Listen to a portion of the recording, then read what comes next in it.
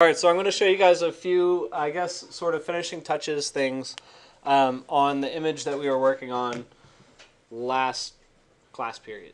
So in this case, I have this sort of black hole down here that's right by my entry, and it's a small thing, right? But it's not going to look right unless I resolve it. So the lazy inside of all of us is going to say, I just need dirt or grass or flowers. Some sort of flower bed thing, and I'm going to put it in as a map behind it, and it's going to look good. So let's go to Google real quick, and let's pick up one of those. You can search for like a texture, something like this. Yeah, sure, let's try that. All right, some little purple flowers outside of my building because I've got some purple in my sky. It matches. So I go back in here, and I paste it on a layer that's appropriate. Let's free transform that thing. Let's put it down here. Let's even, you know what, I'm even going to go so far as to stretch it so it looks kind of appropriate.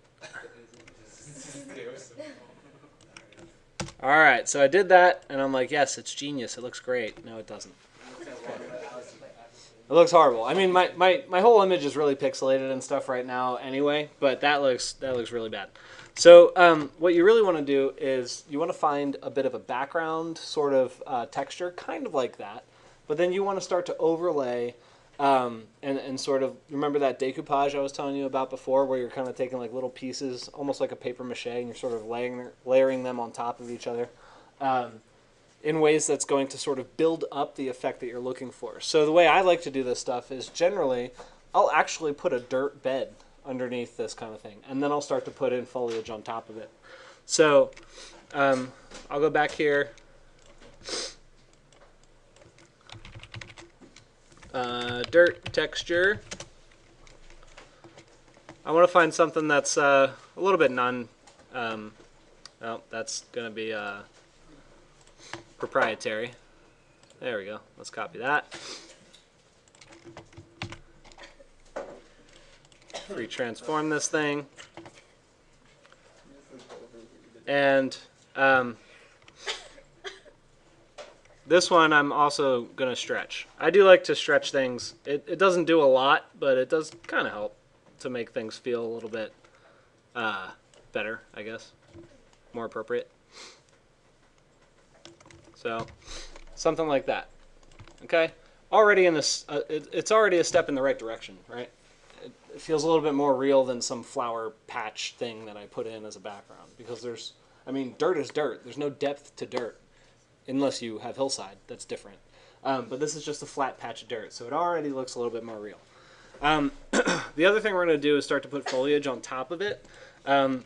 So you have two things. You have a field foliage, and then you have an edge foliage. Okay, the field foliage is something that you use as sort of just a general sort of texture fill. And then the edge foliage is how you get a degree of reality around the edge of the boundary of where foliage happens. So let's take a quick look at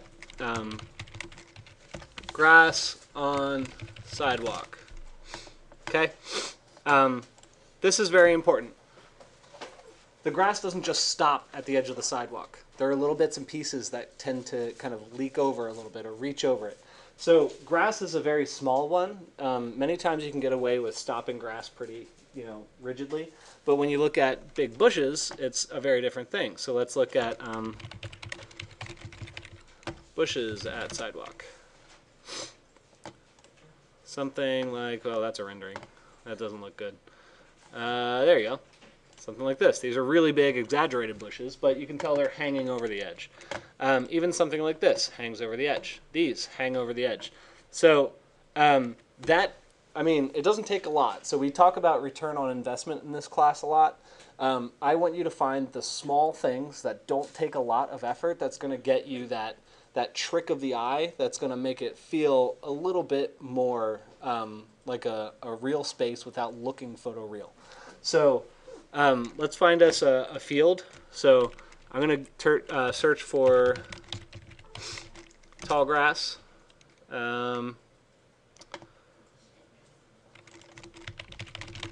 White background.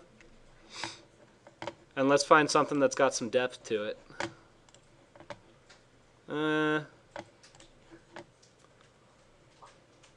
Let's see. I want to find something that's not proprietary. Ah, crap. This is the hard part. So a lot of these, like there are companies that do this all day, and they sell the PNGs and images to you. So the tough part is either you as students will rip them, technically, illegally, or you're going to just find ones that are free. So some of them are free, and it's not a big deal. So let's find, I kind of like that other one. No, it's too much. Let's just go back to a texture. Grass texture, something like this, right? Something that's got some depth to it, okay? I can sort of twist this and give it a background that's gonna, and give it some edging that's gonna make it feel a little bit real. So, and that happens to be extremely high res. So it's gonna bump up, yeah, there we go. 3000 by 3000 pixels, jeez. All right, so we paste that in, go to free transform that. Let's change the width and height by 50%. Maybe even more. Let's go down to 25. Oops.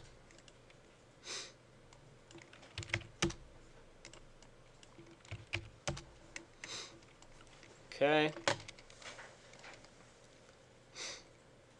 And so this one, I'm still going to kind of put it in the same general kind of location, but I'm going to pull it kind of to the outside in a very particular way. In the front, I'm going to stop it short, but in the back, I'm going to let it leak to the edge. So that means these front corners, let me zoom in on it a little bit more, I guess. Well, I can't really right now. Can you see that well enough, the corner on the screen? Yeah. So I'm going to pull this directly to the edge, like that. I'm going to pull this one directly to that edge. But this back one, I'm actually kind of pulling, I don't like what I did with that. That's close enough. So I'm pulling that back one, I'm leaking it out the backside. And there's a good reason for that, right? This happens to live right now behind the image itself, but I'm going to pull it up front. There we go. Pull it up front. And I'm going to create some transparency with this. So let's put, I'll go with about 50% for now, maybe even like a 35. Okay, something like that. So what this is doing is it's creating a relationship from that dirt ground plane to the actual wall of the space that it's occupying itself. So what I need to do with this is I need to trim out the areas that aren't going to be influenced by this map, and that would be the walking area of the path that's cutting through it. So I'll grab my polygon tool, and I'm going to cut right across that edge, go back to about here, and cut back across this edge. Close that off, hit delete, there. Okay. So it doesn't seem like I did that much. If I hide this real quick, you can see the dirt, you can see the grass, and its influence on the edge of the sidewalk that is bounding it. Okay, so the last thing we have to do real quick is the sort of grass edge. So let's go back to grass, white background, and let's pull in, oh, it's a Shutterstock one. Is that one a freebie? It's okay. We'll try it. So I'm going to copy that, pull this in. It happens to have a white background, which I'm not a huge fan of. Let me zoom out. Okay, so this one is a rather large image.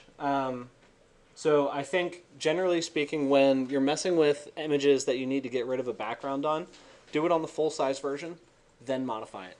So we've got a few things to do. I'm going to grab my eyedropper, select that, and select the color range. Pull it to a point where it's 100%, and I can get rid of all the white stuff there.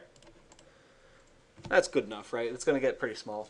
I could do that whole, you know, expand, contract thing and get rid of an extra pixel, but it's going to be so small I'm not going to worry about it. But the color... Huh? Dear God, man. You're on a hill looking Yes, we're on a grassy knoll. You're laying on the hill. Yeah. Photographing the building. Well, so anyway, what we're going to do with this, the grass is not really the right shade or anything like that, so now we need to change the color. And this is all stuff you've seen before. Okay, you know how to change color and make things darker and lighter. So I can try it with curves. I can try to just make the darks darker. But I don't think that's really going to do it. So I'm just going to go to Image, and I'm going to do Hue and Saturation. I'm going to pull the saturation down a little bit, and then I'm going to make the darkness, make it be a little bit darker. Kind of like that. Okay, so it's a really dark grass. I mean, think of it this way, like it's a dusk shot, or it's a morning shot, I forget. So anyway, that's what I'm going to mess with. So I'm going to free transform that thing. I'll make it a lot smaller. Whoops, looks like I missed some color. Let me go back a sec. Back to that. Free transform. Let's make this small enough so it's on the page. Then we'll do select color range. Get rid of that. Then we can do image, adjustments, hue, saturation. So we'll pull the saturation out a little. Darkness down. Okay. All right, cool. So now we're getting into positioning. I know I'm kind of moving fast, guys, but I want you to see how easy this can be once you do it step by step. So we're going to pull this thing down. Say enter, sure.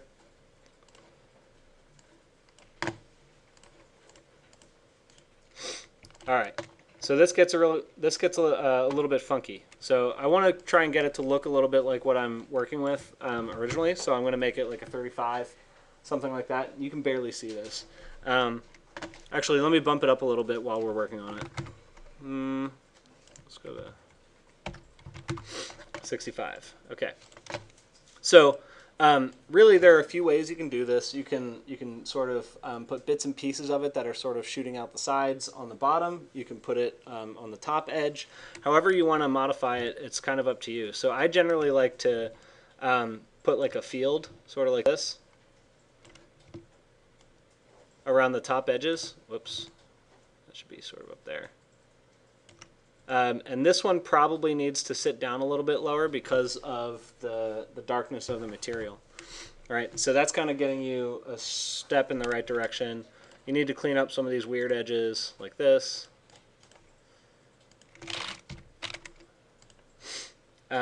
We can duplicate that.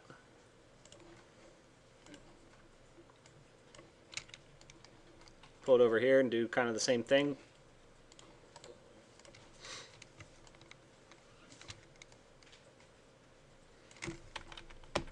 Use your arrow keys to nudge and fine tune.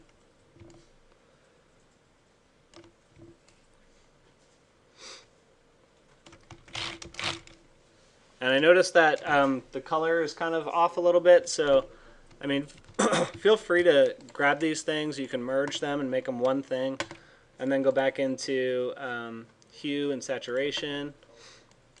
Let's colorize this a little bit, make it a little bit more yellow.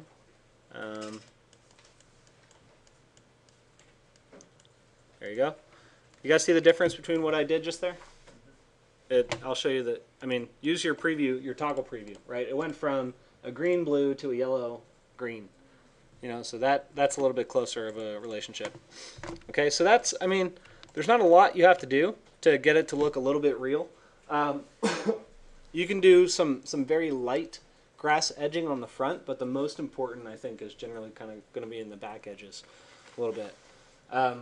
So with that said, what questions do you have on that? Any? No? How about on like the side of it? Oh yeah, I mean you could do. I mean So I just do it all like if you really want to get just technical, you just yeah continue it around. for the sake of time, I was kind of just doing a short version, but you can copy and paste that. You can flip it, put it here. Let's do a little trim on that thing, like that, right? I mean that basically covered that, more or less. So, I mean that comes with experience to get it to look perfect, but really all I want you guys to be thinking about is that, you know, if you keep it simple, you don't try to make it overpowering, you don't try to make it too bold or too saturated with color. The decoupage method of sort of, you know, piecemealing little bits of detail together is going to work in your favor. Don't try to make it look photoreal, but don't try to accentuate the wrong pieces of it as well. Does that make sense? Anybody else have any questions? Yeah. Could you copy the same layer over and over and across the whole field? Would that make Yeah. Sort of, kind of, yeah. I don't know that I would suggest doing it in that method, per se. What you would probably want to do is find like a grass material and maybe multiply it. So let's find this one right here. I'm going to copy that again. Let's go to free transform. Oh, this thing was huge, wasn't it? Let's lock that. 50. Oh, it was 25, wasn't it? Okay. Let's even go down to 10. I'm just going to try this on one, see how it turns out. But, oh, I'm already free transformed. You might just want to focus, whoa.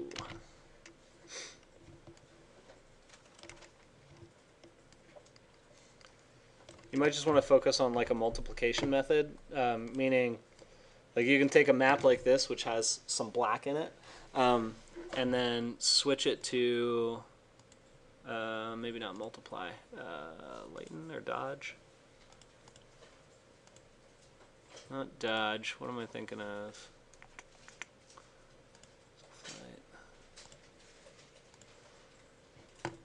Yeah, maybe something like that, like an overlay layer, or, but I think I'd need to modify, I can't recall what the setting is I'm looking for. It's not one of those, it should be one of these. Overlay. So overlay is interesting, but you'd have to mess with the curves, I think, on that layer to get the darks darker and the lights lighter. And then you make that sort of an opaque, like with some opacity or something like that. I don't like the way that turned out. Ignore that.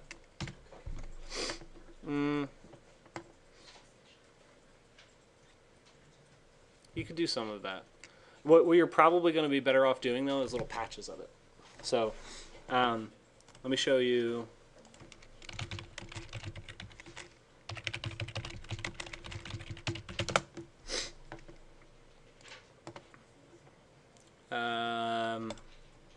Here you go. Good example, right? The grass is a green field, but there are only little patches of grass that pops up. So if you just took like these little snippets or little sections of it and you kind of scattered it around, you'd get the same effect, and I think it would be effective. As long as it's not too saturated and too, like you gotta blend it and translucent it back so that it falls into the same family. Does that make sense? Okay. Any other questions? Yeah. Could you like do like a bush or something, like other than grass? Because you mentioned like if a bush plant hangs over the edge. Could you give a demonstration of one of those? Yes, absolutely. I was going to do that next, actually. Thank you. So I'm going to stop this video because it's getting rather long, and we'll do some bushes and shrubs and stuff like that.